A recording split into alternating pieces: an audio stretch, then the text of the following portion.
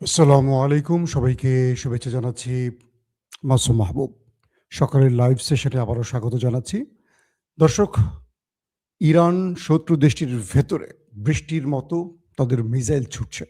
ঝাঁকে, ঝাঁকে মিসাইলে লণ্ডভণ্ড হয়ে গেছে শত্রুর মানচিত্র। প্রচুর হতাহতের খবর আসতে শুরু করেছে। পাশাপাশি বাহরাইনের গুরুত্বপূর্ণ মার্কিন ঘাঁটিগুলোতে আবারও ব্যাপক অ্যাটাক করেছে খামেনি বাহিনী। সাথে আরব আমিরাতে আরো কয়েক ফেজে অ্যাটাক হয়েছে।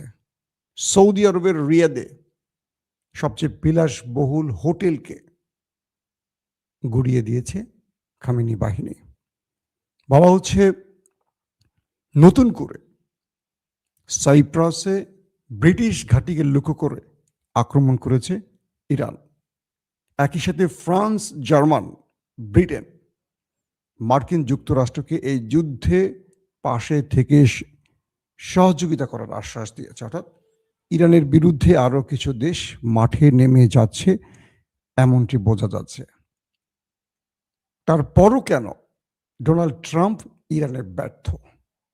কেন ট্রাম্প ইতালির মাধ্যমে এবং আরো কয়েকটি দেশের মাধ্যমে যুদ্ধবিরতি চাইছেন, যখন তিনি বলছেন যে ইরানের নেতারা তার সাথে যোগাযোগ করছেন, আবার তখন তিনি অন্য দেশের সহযোগিতা চাইছেন ইরানের সাথে যুদ্ধবিরতির। আর ইরানের স্টেট ইরান জানিয়ে দিয়েছে কোনো সংলাপ নয়, সংলাপের পথ বন্ধ, এবার শুধু প্রতিরোধ।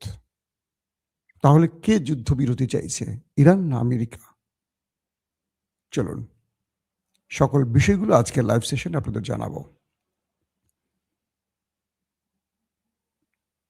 দর্শক, আপনাদের অনেক প্রশ্ন থাকে, সেই প্রশ্নগুলো আমি মাঝে মাঝে যেগুলো আমার চোখে পড়ে লাইভের মধ্যে আমি চেষ্টা করব উত্তর দিতে। যদি ইম্পর্টেন্ট কোনো প্রশ্ন থাকে একই প্রশ্ন করবেন না, বা যে প্রশ্নগুলো আমার লাইভের আলোচনার মধ্যে থেকে যাবে, মানে আমি যেগুলো বলে ফেলবো এগুলো আর রিপিট প্রশ্ন করবেন না। ধরেন আমি একটা কথা বলে ফেলছি, আপনারা পরে এসে প্রশ্ন করছেন, হয়তো সেই দর্শক কিছুক্ষণ আগে ঢুকেছে বা একটু পরে ঢুকেছে। লাইভটা আপনারা যেখান থেকে দেখেন প্রয়োজনে আবার শুরু থেকে দেখবেন। ধরেন যারা লাইভে ঢুকছেন তারা হয়তো 5 মিনিট পর 10 মিনিট পরে ঢুকছেন, তা 10 মিনিট আগের তথ্যগুলো মিস করে ফেলছেন না? এজন্য চেষ্টা করবেন আরেকবার দেখার জন্য। দর্শক, প্রথম থেকে আমি শুরু করি একটি একটি করে। ইরানে আক্রমণ চালাচ্ছে আমেরিকা এবং ওই দেশটি, তার শত্রু দেশটি। ইরান সে আক্রমণ যতটুকু পারে প্রতিহত করছে। ইরান দাবি করেছে তারা মার্কিন, ইসরায়েলি বেশ কিছু ড্রোনকে ভূপাতিত করেছে এবং কিছু ছবিও তারা দেখিয়েছে। যে শুধু বলছে এমনটি না, তারা প্রমাণও দেখিয়েছে যে মার্কিন সিরিজের এবং ইসরায়েলি সিরিজের বেশ কিছু ড্রোন ভূপাতিত হয়েছে, তার ধ্বংস হওয়া দৃশ্য দেখা গেছে গণমাধ্যমে। দ্বিতীয় বিষয়টি হলো মার্কিন যুক্তরাষ্ট্রের একটি গর্বের যুদ্ধ বিমান F-15 ইরানের কয়েকটি গণমাধ্যম দেখিয়েছে একটি বিমান ভূপাতিত হয়ে আকাশ থেকে নিচে টলে পড়ে যাচ্ছে আগুন ধরে, এবং তার পাইলট পাকড়াও করা হয়েছে পাইলটকে। তবে সেটা কাতার বা কুয়েতে মেবি না কাতারে তাকে পাকড়াও করা হয়েছে। এটিও ইরান দাবি করেছে তারা মিসাইল মেরে মার্কিন যুক্তরাষ্ট্রের এই F-15 যুদ্ধ বিমানটিকে ভূপাতিত করেছে। F-15 যুদ্ধ বিমানটির নামটি হয়তো অনেকে আজকে প্রথম শুনলেন অথবা একটু কম শুনেছেন। এটি হলো F-16, যেটা পাকিস্তান, যেটা দিয়ে ভারতের সাথে খেলে, যেটা দিয়ে তুর্কিরা মাঝে মাঝে গ্রিস বা তার শত্রু দেশের সাথে খেলে। এটা পৃথিবীর বহু যুদ্ধবাজ দেশের কাছে আছে F-16। এটিও মার্কিন যুক্তরাষ্ট্রের তৈরি। তো এই বিমানটি যুক্তরাষ্ট্র তার বন্ধুদের দিয়ে থাকে, বাট এটার চেয়েও যেটা আপগ্রেড ভার্সন, আরো বেশি কার্যকর, সেটা হলো F-15। তো এই যুদ্ধ বিমানটিকে কালকে ইরান ফেলে দিয়েছে, এমন তথ্য এবং ভিডিও পাওয়া গেছে। পাশাপাশি মার্কিন যুক্তরাষ্ট্রের আরো বেশ কিছু সফল অ্যাটাককে প্রতিহত করেছে ইরানের প্রতিরক্ষা ব্যবস্থা, এটা ইরান দাবি করেছে। সবচেয়ে ভয়ঙ্কর যে ব্যাপারটি সেটি হলো আপাত দৃষ্টিতে দখলদার দেশটির ভেতরে এবং আমেরিকার যে ঘাঁটিগুলো, আমেরিকার 27টি ঘাঁটিকে লক্ষ্য করে, 27টি না এখন ক্রস করেছে সংখ্যাটা আরো, ইরান যে টার্গেটে হিটগুলো করছে এখানে আমেরিকা খুব শক্তভাবে তার প্রতিরক্ষা ব্যবস্থা দিয়ে নিজেকে কন্ট্রোল করতে পারছে না, রক্ষা করতে পারছে না। ধরেন সাইপ্রাসে ব্রিটিশ ঘাঁটি রয়েছে, এখান থেকে ইসরায়েলিদেরকে সাহায্য করা হয়। সেই সাইপ্রাসে এবার আক্রমণ করে বসছে ইরান। কোথায় সাইপ্রাস, সেখানে আক্রমণ করে বসছে ইরান। বিষয়টা বুঝতে পারছেন? কয়টা দেশের সাথে লড়ছে একা? ইসরায়েল, আমেরিকা, সাইপ্রাস মানে ব্রিটিশ। এটা তো সাইপ্রাস মানে সাইপ্রাস না, সাইপ্রাস যেখানে সাইপ্রাসের ঘাঁটিতে আক্রমণ করছে সেটা ব্রিটিশ এয়ারফোর্সের একটা ঘাঁটি। তারপর বাহরাইন, সৌদি আরব, আরব আমিরাত, জর্ডান, কাতার, কুয়েত, ইরাক। কয়টা হইল? 9টা। এর মধ্যে ফ্রান্স, জার্মান জড়িয়ে গেছে। কাল রাতে ইরাকের একটি মার্কিন ঘাঁটি থেকে ইরানের মধ্যে ব্যাপক অ্যাটাক করা হয়। এর পরপরই ইরান সেই মার্কিন ঘাঁটিটিকে লক্ষ্য করে ব্যাপক মিসাইল মারে। কিছুক্ষণ পরে ইরাকি বিভিন্ন ফুটেজে দেখা যায় পুরো ঘাঁটিটি জ্বলছে। কেউ বলছে এটি মার্কিন ঘাঁটি, কেউ বলছে মার্কিন অ্যাম্বাসি, দূতাবাস। এবং এর পরপরই সেখানে ইরান যখন অ্যাটাক করে, পুরো ইরাকের ঘাঁটিটি যখন আগুনে পুড়তে থাকে, আমরা দেখলাম আশেপাশে প্রচুর ইরাকিরা মার্কিন বিরোধী বিক্ষোভ করে এবং সেখানে গোলাগুলির আওয়াজও পাওয়া যায়। হাজার হাজার ইরাকিরা সেখান থেকে তাদেরকে বলে তোমরা আমাদের দেশ ছাড়ো, আমেরিকানদেরকে বলে তোমরা আমাদের দেশ ছেড়ে দ্রুত পালাও, এবং তারাও ঘাঁটির উপরে হামলা করে। এটা ইরাকে। তারপরে যেই বিষয়টি ঘটে যে ইরানের কাছে একটি তথ্য আসে যে আমেরিকার সেনারা অ্যারাবিয়ান ঘাঁটিগুলো থেকে পালিয়ে তারা বিভিন্ন হোটেলে আশ্রয় নিচ্ছে, রিসোর্টে আশ্রয় নিচ্ছে, মানে ইরানের হামলা থেকে বাঁচার জন্য। মার্কিন কলেবর, মার্কিন পাওয়ারফুল সেনারা যারা নিরীহ মানুষকে খুব আরামে মারতে পারে, তারা সব পালিয়ে গিয়ে উঠে কোথায়? আরবের সে বিলাসবহুল হোটেলগুলোতে, যেমন দুবাইতে উঠছে। ঘাঁটি ছেড়ে গিয়ে দুবাইতে বেশ কয়েকটা হোটেলে গিয়ে তারা উঠছে। কি করছে ইরান? সেই হোটেলগুলোকে খায় ফেলাইছে, একদম মারছে ধামধাম করে, গুড়গুড় করে পড়ে গেছে নিচের দিকে। তার মানে এই নিহতের সংখ্যাগুলো কিন্তু এখন আসছে না। এই হোটেলগুলোতে কি বসে মানুষ আঙুল চুষছে? বিশাল বিশাল হোটেলগুলো ধসে পড়ে গেছে, তো মানুষ মরে নাই? মানুষ কি আকাশে চলে গেছে আরেকটা ফ্লাইটে? কালকে কি করছে সৌদি আরবের রিয়াদে একটা হোটেল আছে, কি রেজেন্সি টাইপের নামে একটা হোটেল দেখলাম আমি। এটা আল জাজিরারও কয়েকটা সংবাদে খেয়াল করলাম।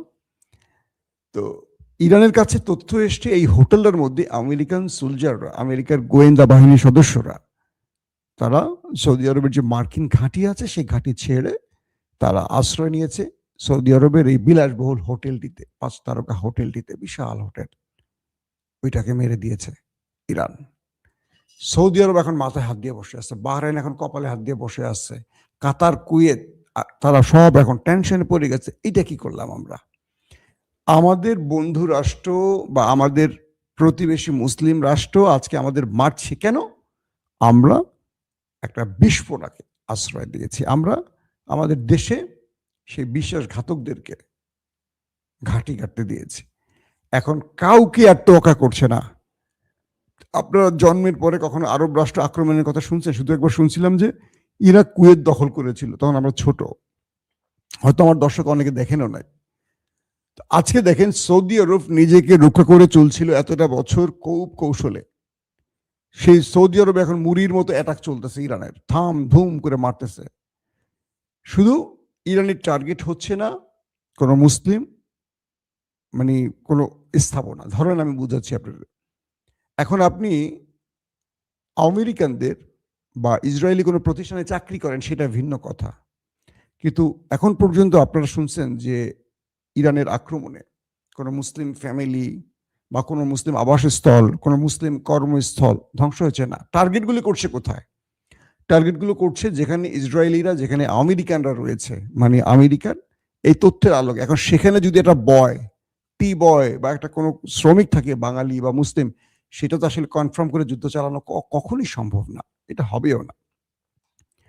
তো এরপরের যে আক্রমণটা হলো সেটা হলো কুয়েতের দূতাবাসে।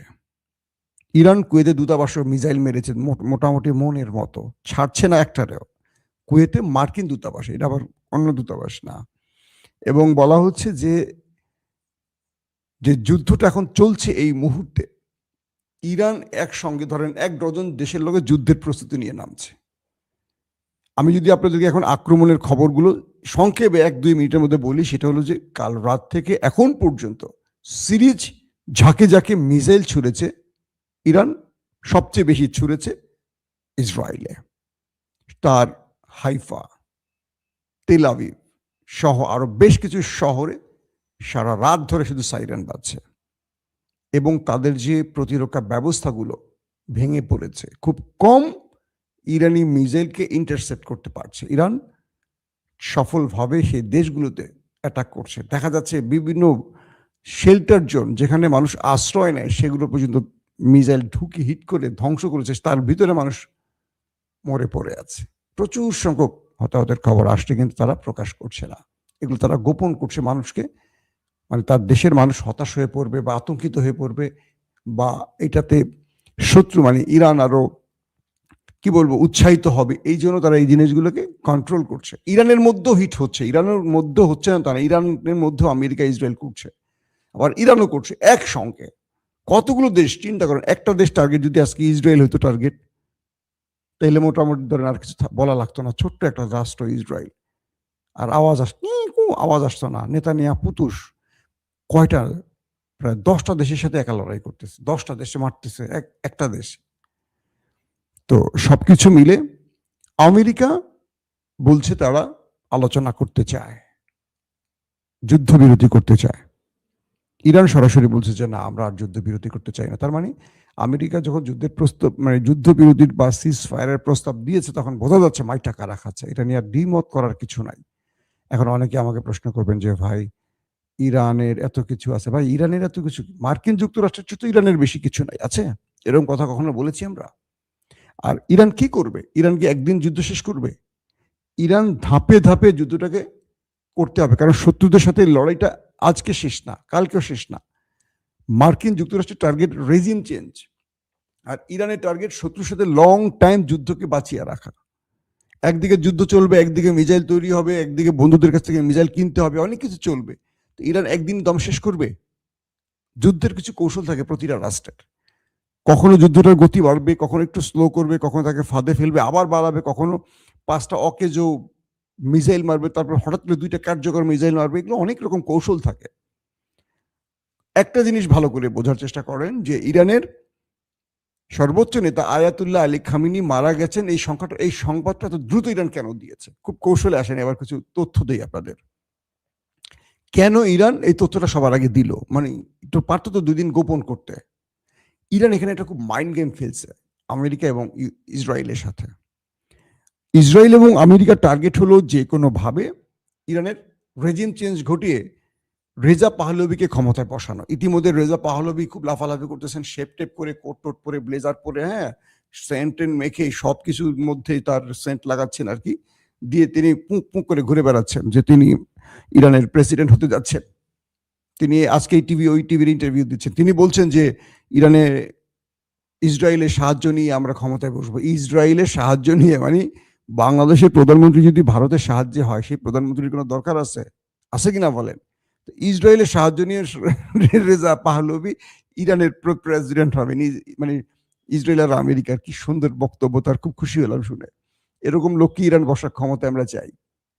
এখন ধরেন যে বিষয়টি ঘটছে সেটি হলো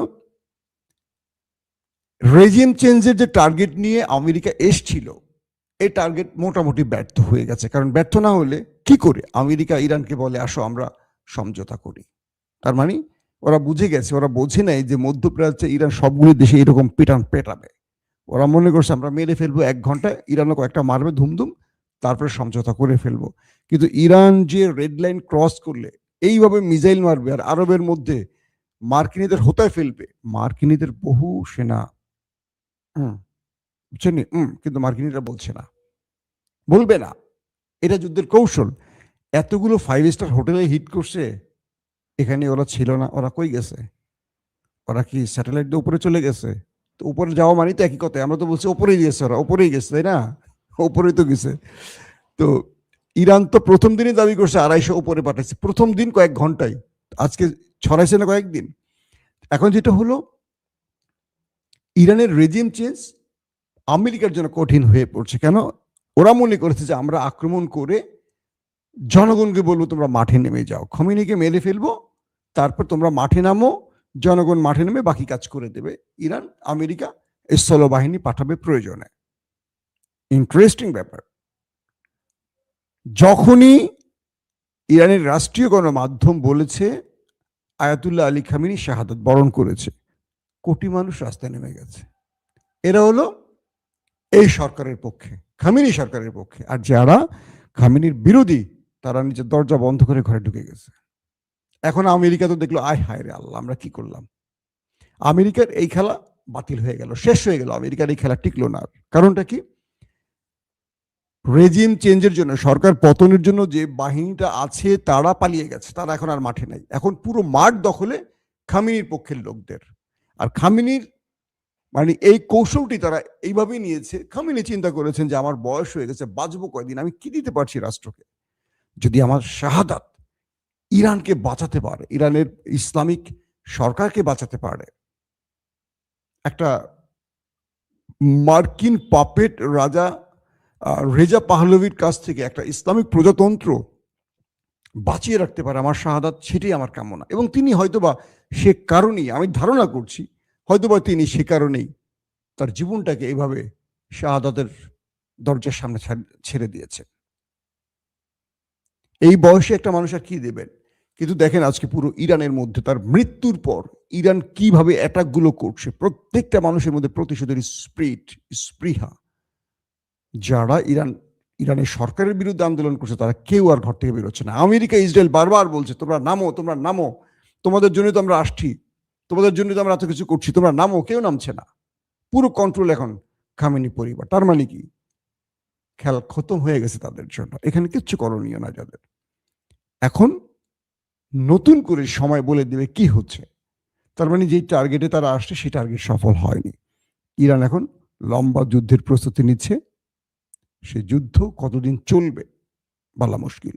পাশাপাশি সাইলেন্ট বন্ধু নাকি বলবো ফ্রেন্ড ইরানের চীনও কৌশল বাতলে দিচ্ছে ইরানকে, এবং প্রতিটা ধাপে ইরান তার কৌশল অবলম্বন করছে। যুদ্ধ বা রণকৌশলে বিশ্ব মোড়লদের সাথে খেলে যাচ্ছে, অসাধারণভাবে খেলে যাচ্ছে। একটা জিনিস মনে রাখবেন, ইরান আমেরিকার চেয়ে শক্তিশালী নয়, তবে ইরান আমেরিকার চেয়ে সাহসী। এই লড়াইতে অস্ত্রের চেয়ে সাহসের প্রয়োজন বেশি, তারপরও আল্লাহর সাহায্য সবচেয়ে বেশি প্রয়োজন। ইতিমধ্যে ফ্রান্স, জার্মান আমেরিকার সাথে যুদ্ধে অংশ নিতে চাইছে। আরবের রাষ্ট্রগুলো এই যুদ্ধে নামতে পারে ইরানের বিরুদ্ধে, এমন ঘোষণা আসতে যাচ্ছে। তার মানে একটা আঞ্চলিক বড় রকম সংঘাত লেগে যাচ্ছে। এবং আইডিএফ প্রধান মানে ইসরায়েলের সেনা প্রধান বলছে তারাও এই যুদ্ধে একটা লম্বা প্রসেসে নামতে যাচ্ছে। পাশাপাশি হিজবুল্লাহ নতুন করে অ্যাটাক শুরু করেছে দখলদার দেশটির ভেতরে। এখন এই যুদ্ধে রাশিয়া, চীন তারা কি নেপথ্যে থাকবে না প্রকাশ্যে নামবে? তবে খামেনিকে হত্যা নিয়ে বড় ফ্রেমে রাশিয়াও কথা বলেছে। ইরানের বন্ধু কম, কিন্তু বিশ্বাসঘাতক অনেক। এই যে আরব রাষ্ট্রগুলো, ইরানের আলী খামেনি একটা কথা বলে গেছেন, আরবদের উদ্দেশ্য করে না, শুধু পুরো পৃথিবীর মুসলমানদেরকে উদ্দেশ্য করে আলী খামেনি এই কথাটি বলেছিলেন যে হেই বিশ্বের মুসলমানরা, ওদের টার্গেট শুধু ইরান না, ইরান শেষ হওয়ার পর তোমাদেরকে টার্গেট করবে। যখন তোমাদেরকে টার্গেট করবে, তোমরা কারো সাহায্য চাইলে কেউ সাহায্য করবে না, কারণ তোমরা ইরানের সাহায্যে এগিয়ে আসোনি। কথাটা খুবই মূল্যবান, কারণ গ্রেটার ইসরায়েলের যে ম্যাপটি নেতানিয়াহু প্রদর্শন করেছেন, তারপর থেকে সৌদি আরব কিন্তু একটু ভাষিক মানে ভিন্ন ফরম্যাটে আগানো